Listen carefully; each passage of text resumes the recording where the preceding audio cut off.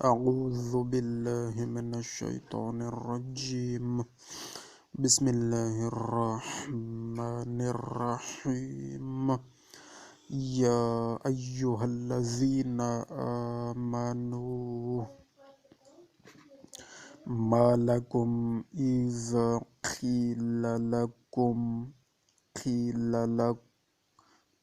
انفروا في سبيل الله ثاقلتم إلى الأرض أرضيتم بالحياة الدنيا من الآخرة فما متاع الحياة الدنيا في الآخرة إلا قليل. إلا تنفروا يعذبكم عذابا أليما ويستبدل قوما غيركم ولا تضروه شيئا والله على كل شيء قدير.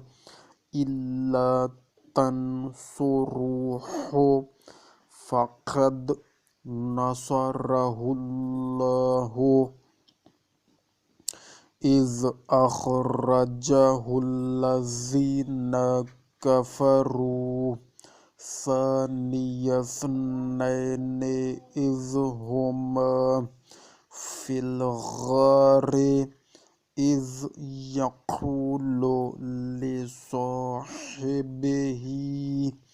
لا تحزن إن الله معنا فأنزل الله سكينته عليه وأيده بجنود لم تروها وجعل كلمة الذين كفروا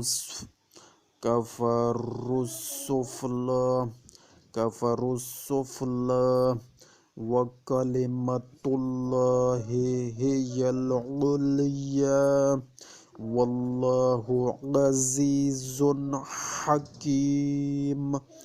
حكيم. انفروا خفافا وثقالا وجاهدوا بأموالكم وأنفسكم في سبيل الله ذلكم خير لكم إن كنتم تعلمون. لو كان غرضا قريبا وسفرا قاصدا لاتبعوك ولكن بعدت عليهم الشقة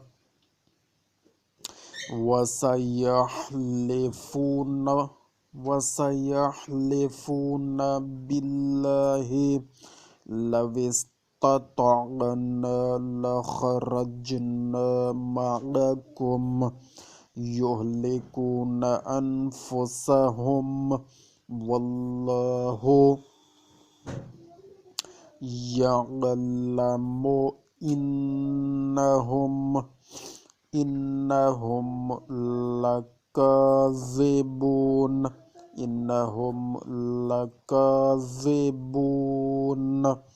عفى الله عنك لما أذنت لهم حتى يتبين لك الذين يتبين لك الذين صدقوا وتعلم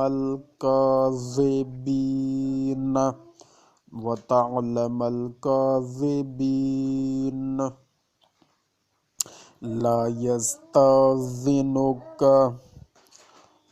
لا يستأذنك الذين يؤمنون بالله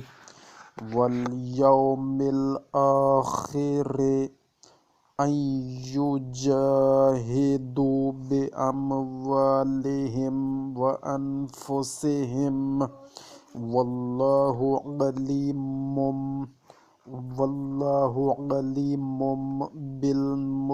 بالمتقين إنما يستأذنك الذين لا يؤمنون بالله واليوم الآخر وارتابت قلوبهم فهم في ريبهم يترددون ولو أرادوا الخروج لأعدوا له عدة ولكن كره الله بعاثهم فثبتهم وقيل اقعدوا مع القاعدين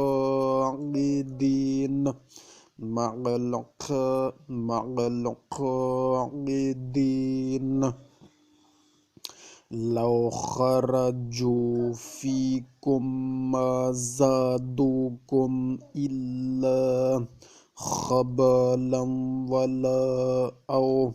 أوضعوا خلالكم يبغونكم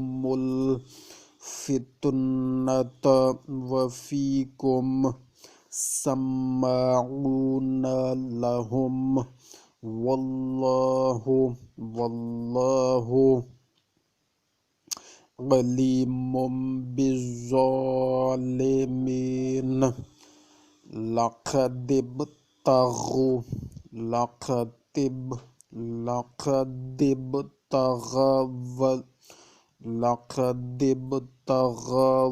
الفتنة من قبل وقلبوا لك الأمور حتى جاء الحق وظهر أمر الله وهم كارهون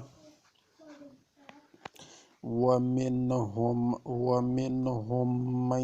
يقول لأذن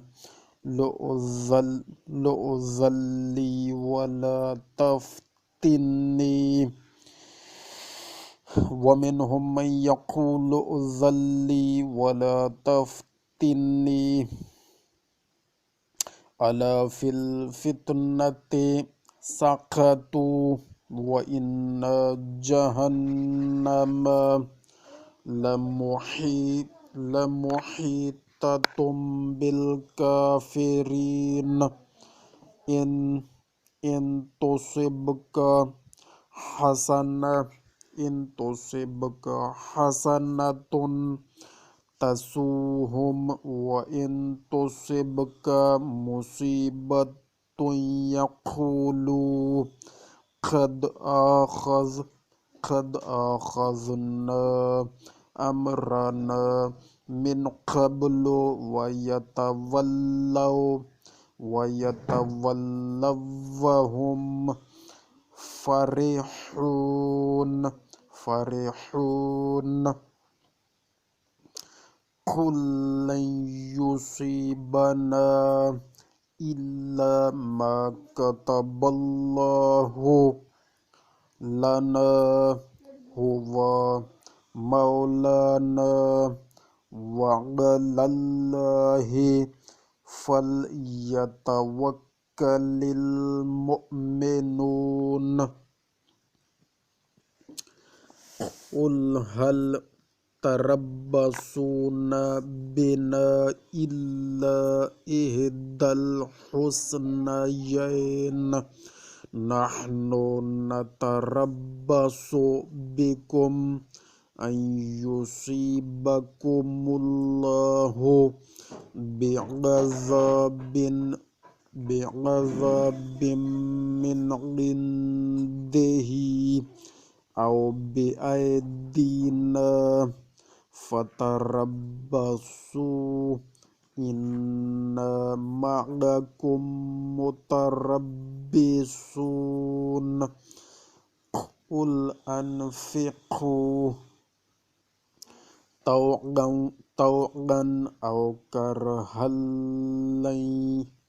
لَنْ يُتَقَبَّلَ مِنْكُمْ إِنَّكُمْ كُنْتُمْ قَوْمًا فَاسِقِينَ وَمَا مَنَعَهُمْ أَنْ تُقْبَلَ مِنْهُمْ نَفَقَاتُهُمْ إِلَّا أَنَّهُمْ كَفَرُوا بِاللَّهِ وَبِرَسُولِهِ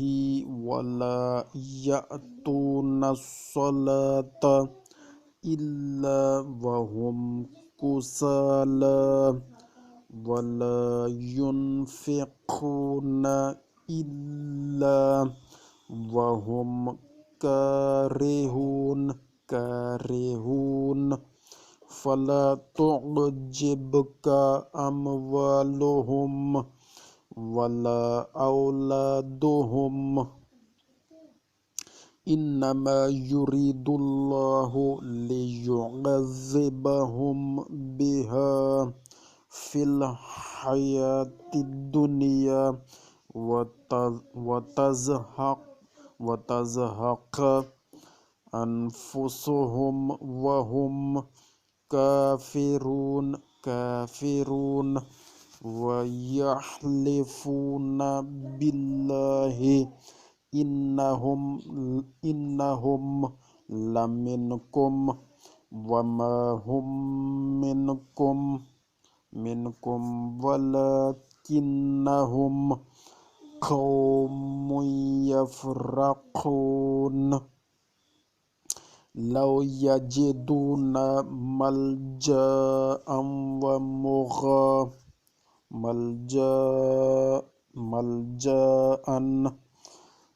أَوْ مُغَارَاتٍ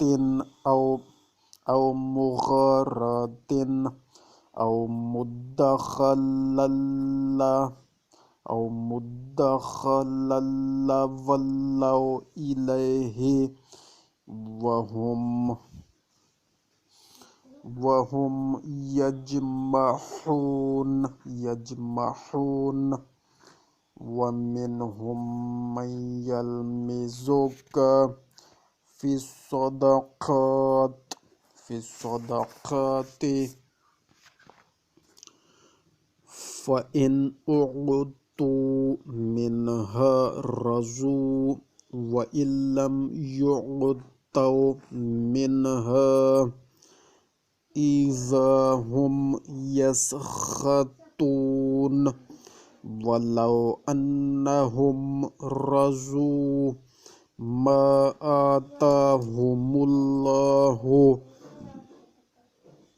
وَرَسُولُهُ وَقَالُوا حَسْبُنَا اللَّهُ سَيُؤْتِينَا اللَّهُ مِنْ فَضْلِهِ وَرَسُولُهُ إِنَّا إِلَى اللَّهِ راغبون صدق اللہ العلی العظیم۔ ترجمہ پڑھنے کی سعادت حاصل کرتے ہیں۔ اعوذ باللہ من الشیطان الرجیم بسم اللہ الرحمن الرحیم۔ اے ایماندارو، تمہیں کیا ہو گیا ہے کہ جب تم سے کہا جاتا ہے کہ اللہ کی راہ میں جہاد کے لیے نکلو تو تم لدھڑ ہو کے زمین کی طرف جھکے پڑتے ہو؟ کیا تم آخرت کے بنسبت دنیا کی چند روزہ زندگی کو پسند کرتے ہو؟ تو سمجھ لو کہ دنیاوی زندگی کا ساز و سامان آخرت کے عیش و آرام کے مقابلے میں بہت ہی تھوڑا ہے۔ اگر اب بھی تم نہ نکلو گے تو اللہ تم پر دردناک عذاب نازل فرمائے گا، اور اللہ کچھ مجبور تو ہے نہیں، تمہارے بدلے کسی دوسری قوم کو لے آئے گا اور تم اس کا کچھ بھی بگاڑ نہیں سکتے، اور اللہ ہر چیز پر قادر ہے۔ بے شک بے شک بے شک۔ اگر تم اس رسول کی مدد نہ کرو گے تو کچھ پرواہ نہیں، اللہ مددگار ہے۔ اس نے تو اپنے رسول کی اس وقت مدد کی جب اس کو کفار مکہ نے گھر سے نکال باہر کیا۔ کفار مکہ نے گھر سے نکال باہر کیا۔ اس وقت صرف 2 آدمی تھے اور دوسرے رسول تھے۔ جب وہ دونوں غار ثور میں تھے، جب اپنے ساتھی کو اس کی گریہ زاری پر سمجھا رہے تھے کہ گھبراؤ نہیں، اللہ یقیناً ہمارے ساتھ ہے، تو اللہ نے ان پر اپنی طرف سے تسکین نازل فرمائی اور فرشتوں کے ایسے لشکر سے ان کی مدد کی جن کو تم لوگوں نے دیکھا تک نہیں، اور اللہ نے کافروں کی بات نیچی کر دکھائی، اور اللہ ہی کا بول بالا ہے، اور اللہ تو غالب حکمت والا ہے۔ مسلمانوں، تم ہلکے پھلکے نہتے ہو یا بھاری بھرکم مسلح، بہرحال جب تم کو حکم دیا جائے تو فوراً چل کھڑے ہو اور اپنی جانوں سے اور اپنے مالوں سے اللہ کی راہ میں جہاد کرو۔ اگر تم کچھ جانتے ہو تو سمجھ لو کہ یہی تمہارے حق میں بہتر ہے۔ اے رسول صلی اللہ علیہ وآلہ وسلم، اگر سر دست فائدہ اور سفر آسان ہوتا تو یقیناً یہ لوگ تمہارا ساتھ دیتے، مگر ان پر مسافت کی مشقت طولانی ہو گئی، اور اگر پیچھے رہ جانے کی وجہ پوچھو گے تو یہ لوگ فوراً خدا کی قسمیں کھائیں گے کہ اگر ہم میں سکت ہوتی تو ہم بھی ضرور تم لوگوں کے ساتھ ہی چل کھڑے ہوتے۔ یہ عجیب لوگ تھے جو حضور پاک کا ساتھ نہیں دیتے تھے اور پھر بھی اپنے ناموں کے ساتھ بڑے پتہ نہیں کیا کیا القاب لگاتے تھے۔ اعوذ باللہ من الشیطان الرجیم۔ یہ لوگ جھوٹی قسمیں کھا کر اپنی جان آپ ہلاک کیے ڈالتے ہیں، اور خدا تو جانتا ہے کہ یہ لوگ بے شک جھوٹے ہیں۔ اے رسول صلی اللہ علیہ وآلہ وسلم، خدا تم سے درگزر فرمائے، اللہ تم سے درگزر فرمائے، تم نے انہیں پیچھے رہ جانے کی اجازت ہی کیوں دی؟ تاکہ تم اگر ایسا نہ کرتے تو تم پر سچ بولنے والے الگ ظاہر ہو جاتے اور تم جھوٹوں کو الگ معلوم کر لیتے۔ اے رسول صلی اللہ علیہ وآلہ وسلم، جو لوگ دل سے اللہ اور روز آخرت پر ایمان رکھتے ہیں وہ تو اپنے مال سے اور اپنی جانوں سے جہاد نہ کرنے کی اجازت مانگنے کے نہیں، جہاد نہ کرنے کی اجازت مانگنے کے نہیں، بلکہ وہ خود جائیں گے، اور اللہ پرہیزگاروں سے خوب واقف ہے۔ پیچھے رہ جانے کی اجازت تو بس وہی لوگ مانگیں گے جو اللہ اور روز آخرت پر ایمان نہیں رکھتے اور ان کے دل طرح طرح کے شک کر رہے ہیں۔ وہ اپنے شک میں ڈاواں ڈول ہو رہے ہیں کہ کیا کریں اور کیا نہ کریں، اور اگر یہ لوگ گھر سے نکلنے کی ٹھان لیتے تو کچھ نہ کچھ سامان تو کرتے، مگر بات یہ ہے کہ اللہ نے ان کے ساتھ بھیجنے کو ناپسند کیا تو ان کو کاہل بنا دیا، یعنی ان کو کاہل رہنے دیا، اور گویا ان سے کہہ دیا گیا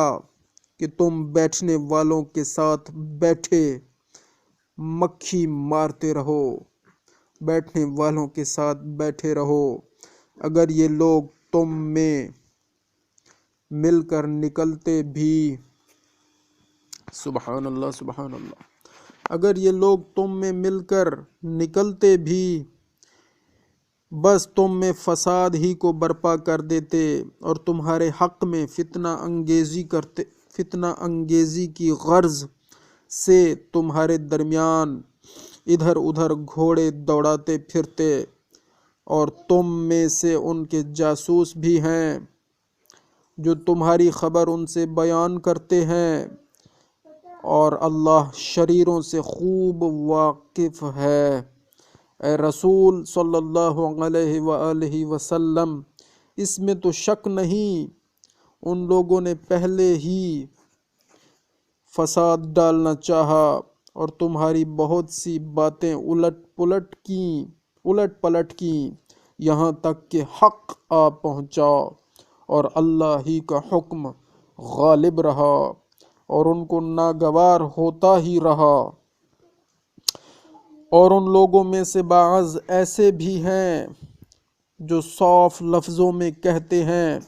کہ مجھے تو پیچھے رہ جانے کی اجازت دیجیے اور مجھے بلا میں نہ پھنسائیے۔ اے رسول صلی اللہ علیہ وآلہ وسلم، آگاہ ہو کہ خود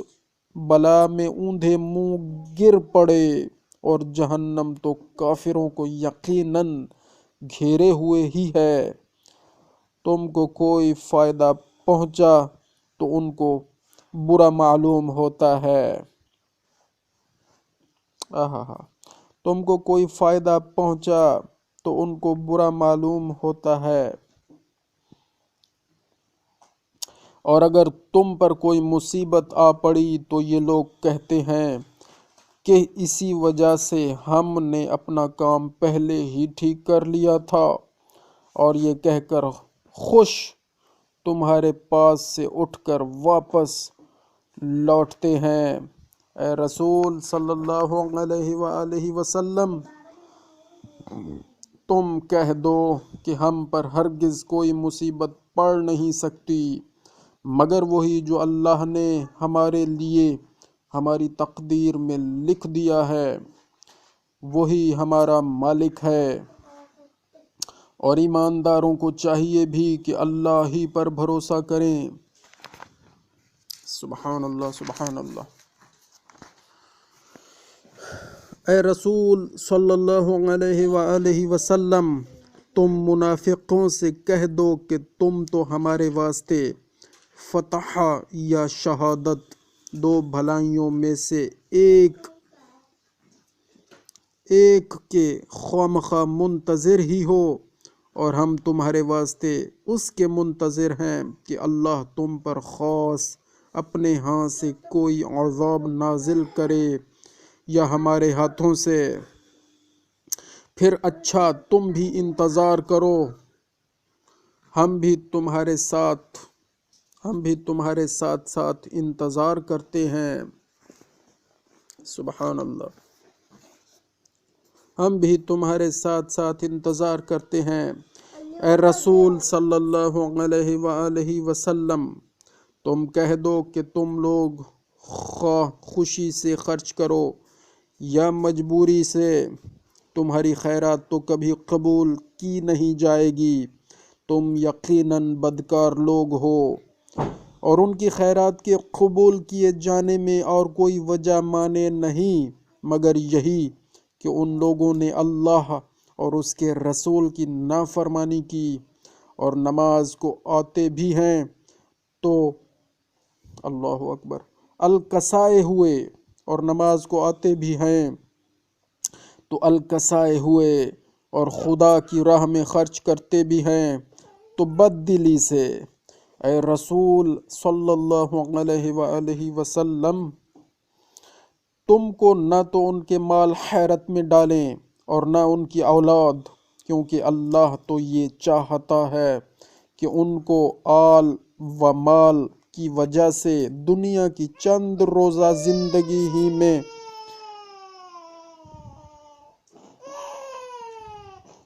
مبتلا عذاب کرے، اور جب ان کی جانیں نکلیں تب بھی وہ کافر کے کافر ہی رہیں۔ اور مسلمانوں، یہ لوگ تو اللہ کی قسمیں کھائیں گے وہ تم میں ہی کے ہیں، حالانکہ وہ لوگ تم میں کے نہیں ہیں، مگر ہیں یہ لوگ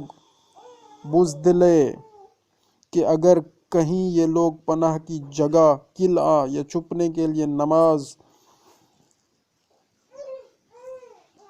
یا چھپنے کے لیے غار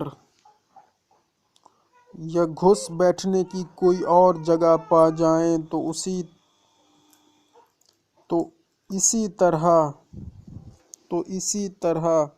رسیاں توڑاتے بھاگ جائیں۔ اے رسول صلی اللہ علیہ وآلہ وسلم، ان میں سے کچھ تو ایسے بھی ہیں جو تمہیں خیرات کی تقسیم میں خواہ مخواہ الزام دیتے ہیں، پھر اگر ان میں سے انہیں کچھ معقول مقدار دے دیا گیا تو خوش ہو گئے، اور اگر ان کی مرضی کے موافق ان میں سے انہیں کچھ نہیں دیا گیا تو بس فوراً ہی بگڑ بیٹھے۔ اور جو کچھ اللہ نے اور اس کے رسول نے ان کو عطا فرمایا تھا، اگر یہ لوگ اس پر راضی رہتے اور کہتے کہ اللہ ہمارے واسطے کافی ہے، اس وقت نہیں تو ان قریب ہی اللہ ہمیں اپنے فضل و کرم سے اور اس کا رسول صلی اللہ علیہ وآلہ وسلم دے ہی گا، ہم تو یقیناً اللہ ہی کی طرف لو لگائے بیٹھے ہیں۔ جزاک اللہ، صدق اللہ العلی العظیم۔ یہ دیکھیں، یہ سورہ توبہ میں کن لوگوں کا ذکر اللہ پاک نے فرمایا ہے، اور وہ لوگ اب تاریخ میں دیکھیں تو ان لوگوں کے ساتھ بڑے بڑے القاب اور بڑے بڑے پتہ نہیں کیا کچھ لگا ہوا ہے، اور ہمیں کہتے ہیں جی آپ فلاں کے بارے میں یہ بات کرتے ہیں اور یہ بات کرتے ہیں۔ یہ سورہ توبہ پڑھیں اور اللہ پاک ان کے لیے کیا باتیں اللہ پاک نے لکھ دی ہیں، اور حضور پاک صلی اللہ علیہ وآلہ وسلم کے ساتھ وہ لوگ کیا کرتے تھے، یہ پڑھ لیں آپ اور سمجھ جائیں۔ اور پھر حاشیوں پر بھی سارا کچھ لکھا ہوا ہے، یہ سارا کچھ لکھا ہوا ہے۔ جنگ تبوک کی تیاری کا حکم ہے اس میں، حضرت علی علیہ السلام کی نیابت کا حکم ہے اس میں، تو یہ سارا اس میں بیان دیا گیا ہے، یہ آپ پڑھ لیں۔ جنگ تبوک کی ہے تفصیل، اور اس میں لوگوں کا جو رویہ تھا، جو حضور پاک کے ساتھ تھے، دل سے نہیں تھے لیکن کچھ دل سے تھے، جو نہیں تھے ان کا بھی ذکر اور بیان اس میں ہے۔ منافقین کے تذکرے اللہ نے کھول کر بیان کر دیے ہیں۔ اللہم صلی علی محمد و آل محمد وعجل فرجهم۔ انشاءاللہ تفصیل بھی بیان کرنے کا سلسلہ شروع ہوگا۔ اللہم صلی علی محمد وآل محمد وعجل فرجهم